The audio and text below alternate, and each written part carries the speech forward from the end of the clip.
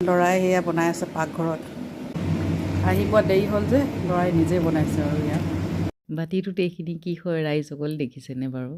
চিনি পাইছেনে? আমাৰ ল'ৰাৰ কাণ্ড যাব দেই।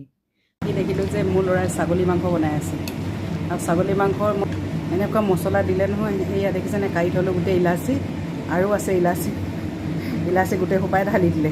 এই বাট বাৰু ঠিক হ'বনে? একো খুন্দি নিদিলে, গোটা গোটাকৈ দি দিলে। আৰু আছে এনেকৈ একো বোলে মছলা নাপালোঁ আৰু গোটেই ইলাচিখিনিকে দি দিলে গোটা গোটাকৈ। সেইবোৰ উপঙিয়ে আছে। সেইবোৰ ইমান ইলাচি দিলেও ভাল নহ'ব ন। এয়া গোটেই ইলাচি দেখিছে, গোটেই ইলাচি। ইমান ইলাচি দিলে হয়নে বাৰু ভাল? ডালচেনি, লং এইখিনি আটাইখিনি বটলত ভৰাই থৈছিলোঁ, গোটেইখিনি সৰহকৈ ঢালি দিলে আৰু ইলাচি গুটিখিনি সৰু যে সৰহকৈ ওলাই গ'ল। এতিয়া এই তেনেকৈ মানে পালে সেনেকৈ ঢালি দিলে।